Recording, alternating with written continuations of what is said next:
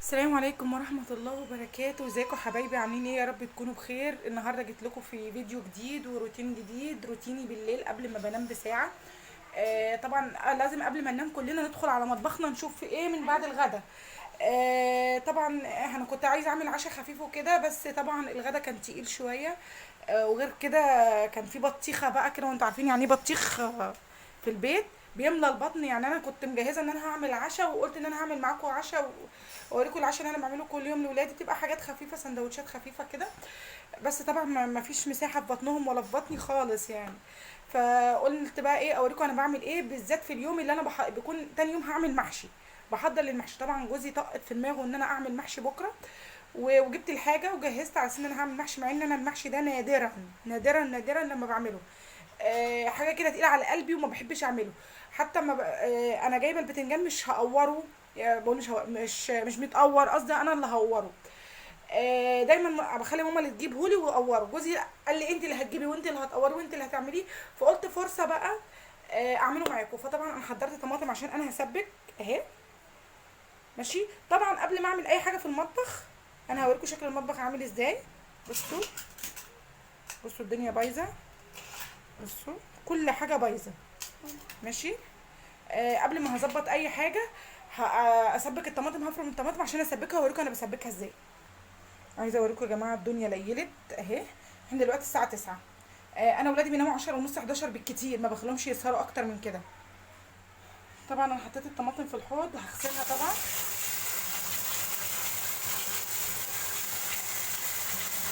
طبعا انا هسيبها في الميه، يعني انا هغسلها واحده واحده. هغسلها واحده واحده واسيبها في الميه بتاع حوالي ربع ساعه، مش هخلي اكتر من كده. عشان انا دايما مقتنعه ان الخضار لازم يقعد في الميه اقل حاجه ساعتين، بس انا عشان مستعجله هسيبها ربع ساعه و... وبعد كده اقطعها. هسيبها شويه، هغسلها كويس واسيبها شويه وارجع لكم. عايزه اقول لكم حاجه يا جماعه عشان برضو للامانه. ان دايما في المنطقه دي لازم تشيلها كلها، لان دايما اسمه السماد اللي بيحطوه، او احنا عندنا بيقولوا عليه كيماوي. الكيماوي ده اللي هو السماد يا جماعه. احنا طبعا ارياف فبيتقال عندنا اسمه كيماوي. بيطلع من الجمعيه الزراعيه عندنا بالاسم ده يعني. فانا عارفه اسمه عشان بابا بيجيبه وكده. المهم ان دي كل السماد بيتجمع فيها، فلازم تشيليها عشان ما تعملش اي حاجه، او ما تصيبش بامراض او باي حاجه والعياذ بالله. طبعا فانا حبيت اقول لكم عليها عشان للامانه. هغسلها كويس يا جماعه وبعد كده هقطعها. انا غسلتها. هبدأ بقى وصفيتها من المية وحطيت عليها مية تاني. الخلاط معايا هنا اهو. هبدأ بقى اقطعها. بصوا يا جماعة، انتوا المفروض لما تيجي تقطعي الطماطم تعملها كده كده عشان تشوفي ايه في قلبها. ممكن تبقى كلها كويسة من بره ومن جوه مش كويسة. ماشي.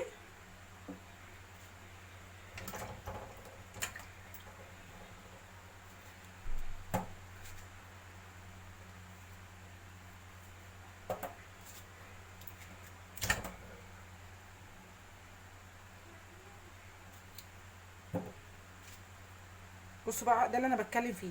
هي من بره كويسة وجميلة اهي اهي. بصوا من جوه اهو الحاجات دي. فلازم نفتح الطماطمية من جوه عشان نعرف فيها ايه. ماشي. هخلص طبعا كده وارجع لكم.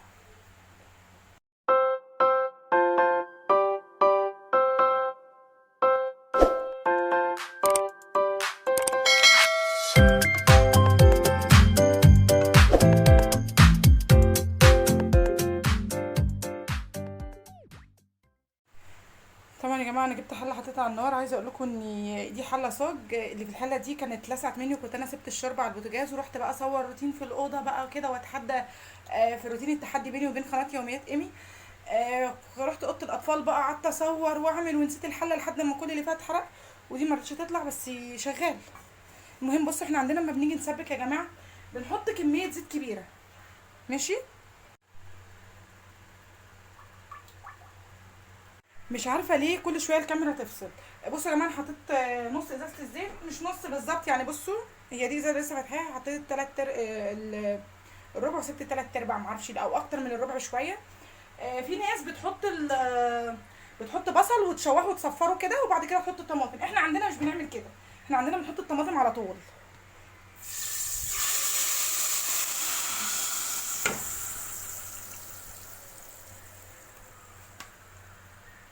بصوا يا جماعه، انا حطيت الطماطم. احنا عندنا بقى ايه بعد ما بتحطي الطماطم بتروحي فرمه بصلتين، بتحطهم بتبشريهم في الكبه، في المبشره، او تحطهم في الكبه على حسب رغبتك. انا من الناس اللي مش بتحب تخرط بصل اصلا، وعلى ما اطلع الكبه واشغل ده كله لا خالص، بروح بشرهم على المبشره بسرعه، تك تك كده بسرعه وخلص الموضوع. هنحط بقى دلوقتي. بصوا انا البتاع دي هي فيها، بس انا مش هستعملها لانها رخمه قوي. قلت لكم في المشتريات اللي انا كنت ندمت عليها ان انا مش حباها. هحط فلفل اسود اهو، ما تكتريش قوي، عندي نص معلقه. وهحط كمون. بصوا يا جماعه انا مش بحط يعني ايه، انا بحط بالبركه اهو. كمون وملح. بصوا بقى الناس اللي بتقرف بلاش تتفرج، لان احنا اللي ناكل الاكل. وبصوا تفضلي تدعكي فيها جامد كده كده لحد ما تجيب ميتها. طبعا كل بلد وكل مكان ليه طريقته وبيطبخوا بطريقه معينه، بس انا طبعا طول عمري الاقي ماما بتعمل كده، واول ما جيت البيت هنا لقيت اهل البيت بيعملوا كده. فيعني لحد ما يعني بحاول اكون ست بيت شاطره، مع ان انا مش ست بيت شاطره ولا حاجه والله. انا ما اتشجعتش غير يعني لما فتحت القناه وما كنتش بعرف اعمل اي حاجه، بقيت اتعلم واحده واحده. اجيب فيديوهات روتين بتشجعني جدا جدا جدا والله. انا لما بتفرج على فيديو روتين بحس ان هو بيحفزني كده، بيشجعني ان انا اعمل الحاجه اهو. هي كده بصوا انا دعكتها كويس اهي ماشي. وهنزل بها على الطماطم. بصوا بروح نازله على الطماطم بقى كده. ما بحطش بهارات تاني، هي بتتسبك في البهارات دي كده والبصل وبس. دي خلطه المحشي عندنا، كانت اتطلبت مني في اول فيديوهات عملتها. اتطلبت مني ماشي. بصوا انا بعد ما بعمل كده بروح عامله كده. طبعا في ناس تقول لك ازاي ياي ما تعمليش كده احنا ما عندناش الكلام ده، ان انا بيتعمل بيتاكل وخلصت. المهم هجيب مكعب مرق احطه. بصوا انا بستعمل المرقه دي، بقعد ادور عليها على فكره ومش بلاقيها، يعني نادرا لما بلاقيها، عشان كده ما بلاقيها بجيب منها كميه. هاخد واحد، بحس ان اللي هي في كيس بيبقى فيها ملح، تبقى كلها ملح. طبعا بصوا يا جماعه دي اهي، انا مش هقلبها، هسيبها تعيش حياتها كده مع نفسها. طبعا انا جايبه بتنجان عشان اهو يا جماعه الاربعه منه ب10، جايبه بتنجان عشان اقوره. بصوا دي معوجه ازاي، دي لو امي شافتها هتمسخرني. انا امي بتجيب الصباع يعني بصوا حاجه كده ثابته مستقيمه. بصوا من تحت عامله ازاي. طبعا انا ما بعرفش اسوق كويس قوي لان متعوده ان ماما اللي بتجيب لي كل حاجه، بس طبعا بقى خلاص لازم اتعود ان انا اللي اعمل لنفسي. فانا بقى ايه بقطعه، هقول لكم انا بقوره ازاي. طبعا كل الناس بتعرف طبعا. انا لازم بصوا شايفين كده ايدي اهي، لازم اعمله كده اهي، وبعد كده ابدا اقور. طبعا ايه دايما انجزي نفسك، يعني مثلا بتعملي حاجه على البوتاجاز ما تقفيش، اعملي حاجه تانية على ما الحاجه اللي على البوتاجاز تخلص كنت انت عملتي حاجه تانية وتالتة وانجزتي نفسك.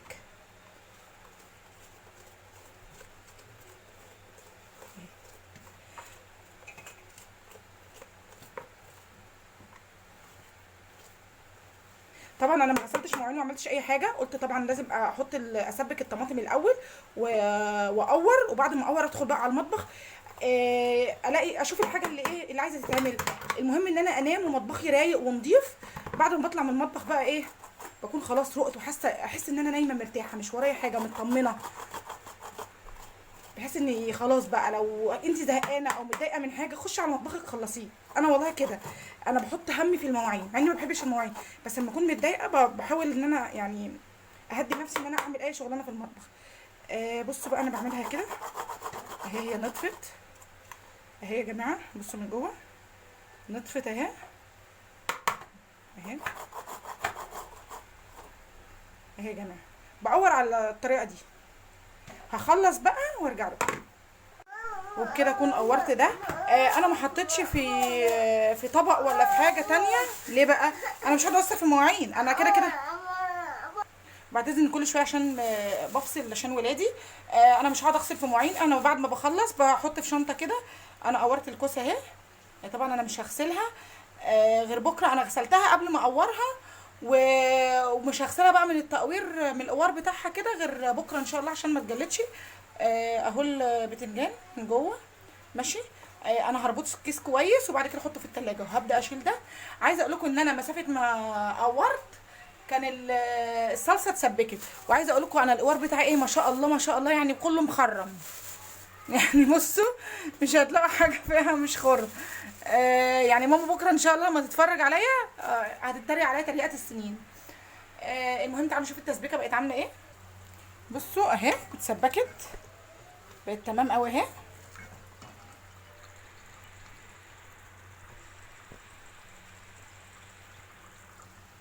طبعا لسه ما عملتش اي حاجه ولسه ما غسلتش مواعين ولسه ما ظبطتش الدنيا.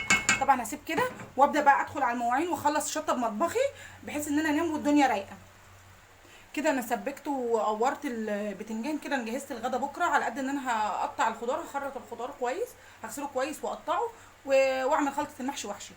انا سهلت كده عليا تعب بكره الحاجات اللي بتتعبني وانا يعني اللي بحس ان هي بتصعب لي اليوم. قلت قبل كده ان احنا لما نيجي نعمل ندخل المطبخ اول حاجه نبدا بيها، انا بالنسبه لي انا اول حاجه لازم ابدا بيها الرخامه. الرخامه رايقه بالنسبه لي كده المطبخ كله بقى رايق. فهرتب الرخامه وهظبطها وارجع لكم. عايزه اقول لكم ابني ما كانش كل في الغدا كويس فدخل قال لي يا ماما انا جعان عايز اكل. فانا طبعا انا بستعمل النوع ده اللي هو برانش. ده للعشاء بس، الولاد مش بفطرهم منه، بعشي بس. يعني مثلا بعد الغدا لان احنا نادرا ما بنتعشى بصراحه. لو الغدا مثلا اتغدينا بدري والولاد جعانين وكده فبعمل لهم بعمل لهم من ده. طبعا انا عندي فارس ما بياكلش جبنه رومي، بياكل لانشون. فهعمل له سندوتش كده. على فكره انا شكلي كمان هاكل بس شكلي بعد ما اخلص. انا عندي فارس ما بياكلش اي انواع جبن. روفا ممكن. اهو ده الساندوتش بتاع فارس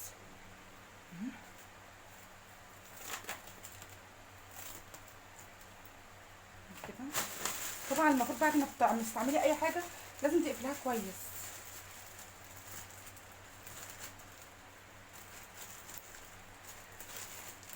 كده انا جهزت سندوتش الفارس ياكله. كده فارس طلع ياكل. نبدا بقى نظبط الرخامه ونظبط مطبخنا ونروق الدنيا عشان خاطر ننام واحنا رايقين ومرتاحين ونقوم نلاقي كل حاجه نظيفه ومتنظمه. لانك لما بتصحي من النوم تخشي المطبخ تلاقيه منظم، تخشي بيبقى ليكي نفس تعملي كل حاجه.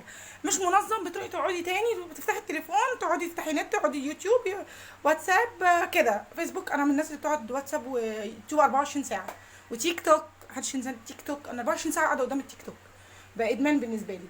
فلو لقيت المطبخ مش رايق بقعد بره بقى كده واقعد ماسكه التليفون واكسل. لما الاقي المطبخ رايق ادخل بقى واعمل كل حاجه وابقى مبسوطه واحس ان الدنيا كده حلوه. فيلا عشان ما تقولوش بترغي كتير، فيلا عشان ما نطولش الفيديو نشوف هنعمل ايه. انا بقى بصوا انا جبت الفوطه دي. انا عندي الرخامه مش وحش، مش يعني مش نظيفه، هي نظيفه ومتعقمه وكل حاجه معقماها امبارح. فعلى قد ان انا بس همسح من حاجات كده، همسح الحاجه اللي عليها. هي مش عليها حاجه همسحها بس.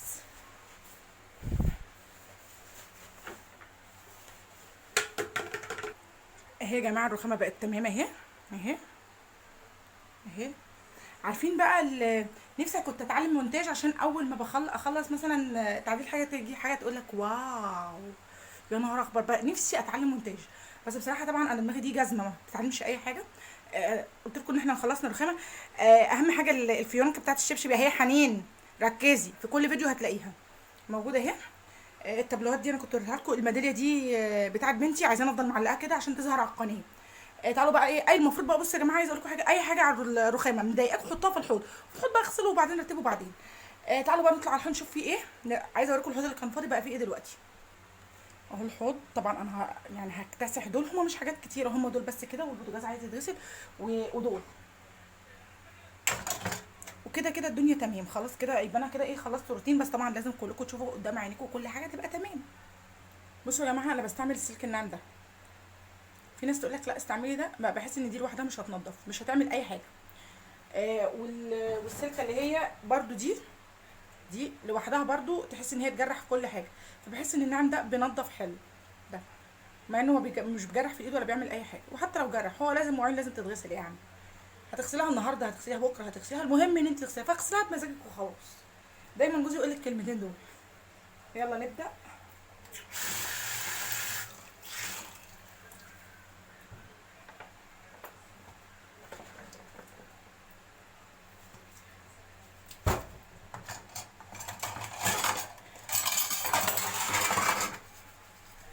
عارفين يا جماعه، انا اول ما اتجوزت وما زلت يعني ان انا ما بحبش المواعين، حاجه بكرهها جدا، نفسي كده صرت اطباق. بس جوزي بيقول لي ما تتكسحي، والله العظيم. شفتوا الراجل ده المفروض يتخلع، بس عشان تعرفوا بس ان انا يعني صابره، عشان عارفه ان ربنا بيجازي للناس اللي بتصبر وكده. فيعني صبر. لو سمع الفيديو ده، اه لو سمع الفيديو هيروقني ترويق عنيف. بقول لكم ان فده بيخرب الدنيا دلوقتي. انت بتعمل ايه؟ بصوا يا جماعه عشان ما اطولش عليكم وتقولي بترغي، مع ان انا برغي، انا عارفه ان انا برغي. هخلص المواعين وشطب بقى الحوض وكده وارجع لكم.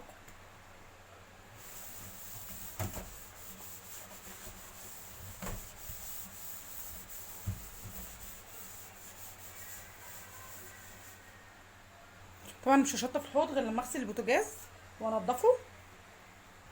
اهو بصوا البوتاجاز عامل ازاي. طبعا هشيل دي عشان تتغطى عليها. طبعا مش هدخلها التلاجة لانها سخنه جدا، انا من الناس اللي بتسهر، فهدخلها قبل ما انام. بس والله يا جماعه اعملوا كده، ان انا اجهز حاجات من بالليل بتسهل عليا حاجات كتيره في اليوم التاني. وخصوصا لو انت معاكي بيبي صغير او بتصحي متاخر. انا ما بصحاش متاخر ولا حاجه، بس معايا بيبي صغير بيقرفني. طبعا كل اللي عندهم بيبي ما شاء الله عليه عارفين اللي انا بتكلم فيه.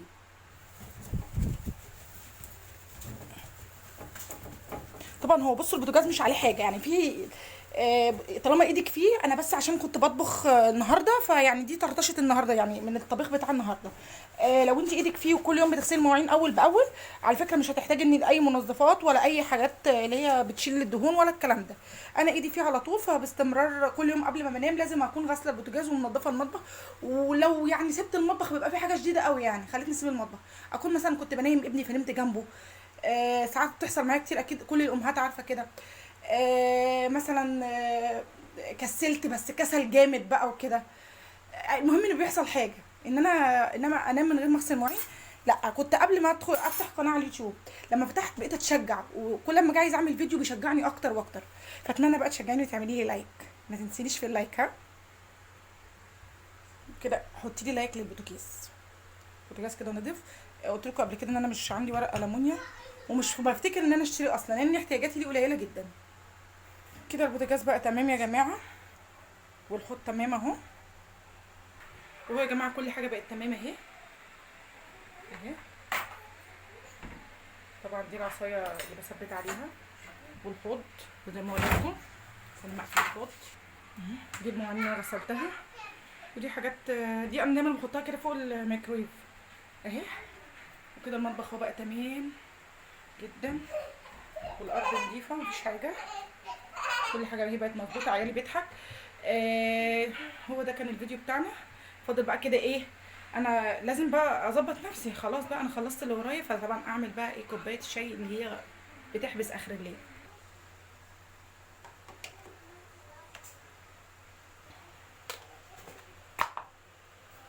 قلت لكم قبل كده ان انا بشرب الشاي سكر زياده وبحبه في الكوبايه الازاز، بس للاسف انا ما عنديش الشاي اللي انا بحب اشربه اللي هو الشاي العادي اللي هو السايب، ما عنديش غير ده. فهضطر اشرب فتله. عايزه اقول لكم ان انا كسبانه فيه معلقه ومش راضيه اطلعها سايباه، مع اني والله مش بحبه، بحسه خفيف جدا. جوزي اللي بيحب يشرب كده، انا ماليش في الكلام ده. ما كانش الشاي يبقى صعيدي صعيدي ما اعرفش اشربه.